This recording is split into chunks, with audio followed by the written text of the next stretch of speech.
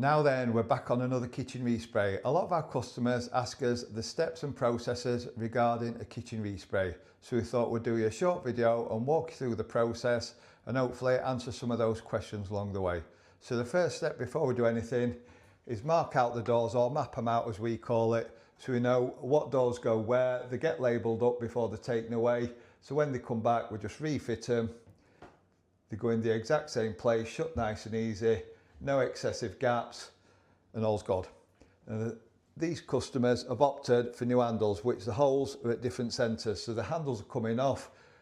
We box them all up for the customer, and then rather than just bodge it full of filler in the hole, which eventually over time it will sink and crack and spoil the finish, we drill them out to 6mm, glue and put wooden plugs in, cut them flush, and then you've got the tiniest of airline crack around it that's not even a millimetre. We fill that, prep the door, and then it leaves a nice uniform finish for the new handles to go on.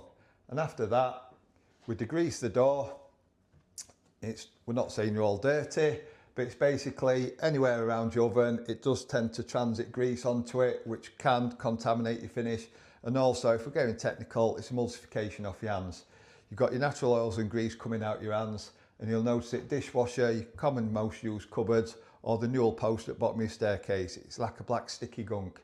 It's just if your painter, whoever sprayed your units or painted your house, hasn't used an alkali resisting primer, the natural oil softens the paint and leaves a bit of a mess. So we're going to get on with the next step, which is removing these doors, getting them loaded onto the van, back to the workshop to start the process of degreasing and plugging the holes up.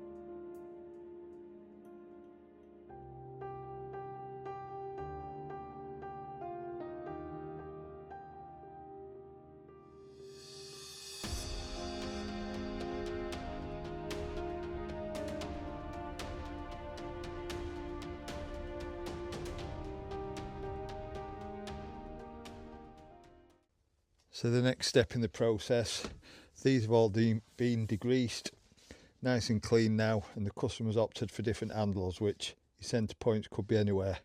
What a lot do is just bodge these with filler, and over time they get a little divot in, concave divot, or you get a little airline crack round edge because your filler expands at a different rate to your wood.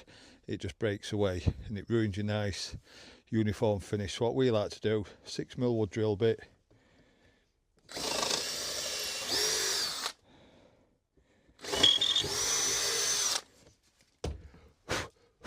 blow them out.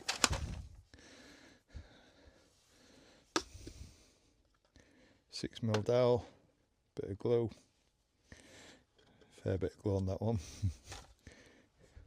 I mean, nice tight fit. Tap them through. Make sure they come through both sides. So you've got that side protruding, that side protruding. Then we just leave them to dry, ready for the next step. Just thought we'd throw this one in there, just show you a demonstration. We tint our filler blue with that, just so you can see where we've been. But it'll also highlight the little amount of filler we do use after putting the wooden plugs in, rather than just a big blob of filler. There's a light sand.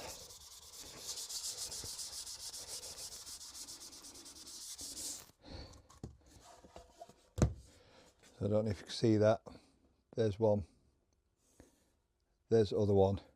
Now that's better than a big chunk of filler in the middle there that has a tendency to fail. The blue is the tiniest bit of filler. The centre bit is a wood.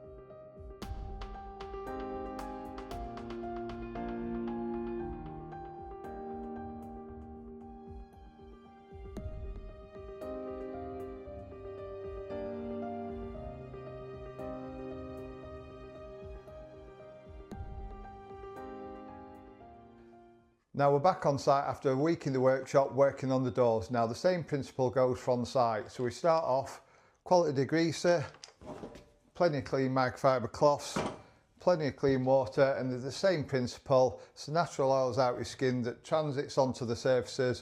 We just degrease it with Scotch pads, degreaser, cleaning it down with plenty of clean rinse water along the way.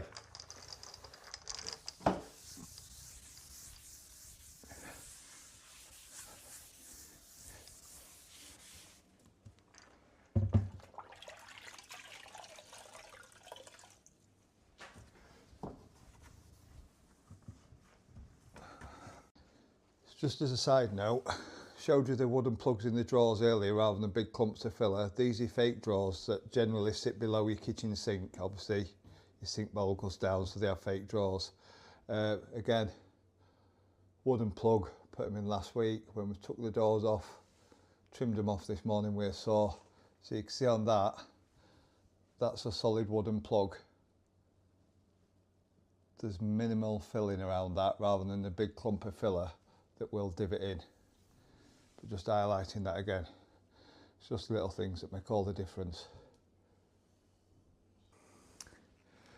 So the next step in the process after we've degreased and neutralised it, plenty of clean rinse water, is a lighter braid with flexible sanding pads. What this does, gives it a nice key for the adhesion primer to stick to, and it's SVT, sand, vac, tack. So we sand it, vacuum it, tack cloth across it to get any contaminants off the surface like that, and then we're ready for masking up and priming with our first coat of primer.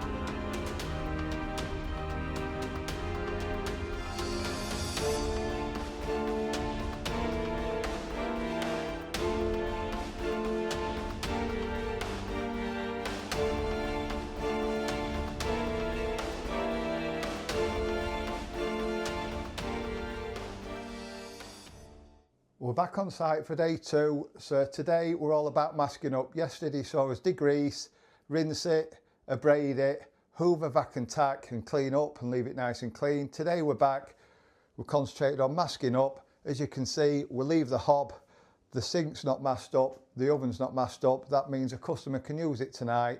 We come tomorrow morning when we're ready for priming and we cover them up spray the kitchen with the primer. At the end of the day, we uncover them, so again, they can use them. But if you follow me around this way, you can see we've got the props in, looks like a murder room, but it's got plastic, fully across, a zip access door, and we stand a big industrial extractor in. What it does, if I remember right off the specs, it sucks in about 500 litres an hour. Sucks it through, charcoal filter, HEPA filter, straight out the other side, clean air, sucks it all in. Now on the side note, I've noticed a lot of decorators and kitchen sprayers are promising to flip your kitchens in so many days. What it is, they're using paints that predominantly come from the car side of the business, and it's two-part paints. Now it's a paint and a hardening, mix it up, and you get a certain amount of time to use it, which there's a time and a place for it. But what it's doing, if you look at your technical data sheet, ask your decorator or your kitchen sprayer to have a look at the technical data sheet for what they're using. It's got isocyanates in, it's got carcinogenic gases in that are cancer causing. They're gassing off into your air, which means they're coming into your atmosphere for a minimum of 28 days after. Do you want that in your house where your family is? I wouldn't personally, but on another note, we're using water-based, it's hard wearing. To answer any questions, it's as hard wearing as any paint. If you catch it with your diamond ring like you would your car, you're going to mark it. Everyday use, it is hard wearing stuff. But we've invested about 4 to 5 grand in equipment so we can spray that paint and get a flawless finish with it. So that's about us done for today. We'll be back tomorrow and we'll update you with another video where we start priming.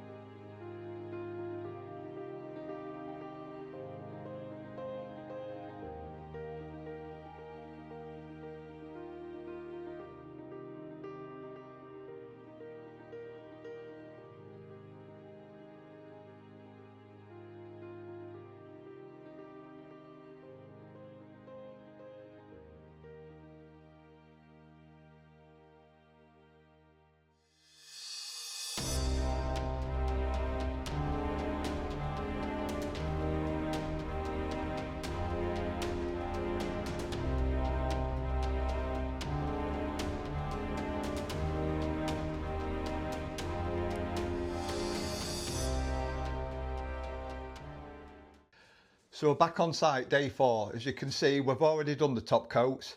We did that this morning. We didn't do a video because it's the same process as before.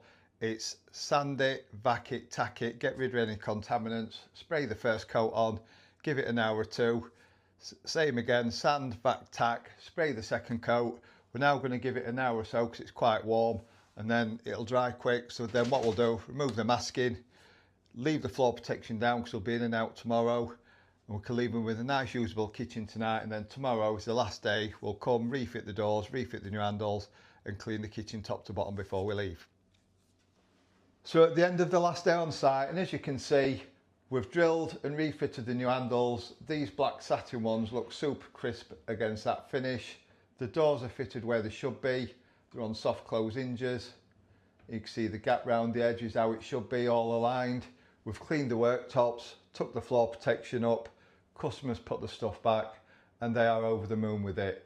It was a solid oak kitchen. Structurally, nothing wrong with it. It was just looking tired, and they wanted a super clean modern look, and they went for this Farrow & Ball Joas white. It's cost them a fraction of what it would to have it replaced because they was happy with the layout. There's been no upset of having it ripped out and plastering and what have you. So they're happy, we're happy. Hopefully we've answered some of your questions along the way. If you do have any questions, just drop us a message and we'll get back to you and answer them what we can.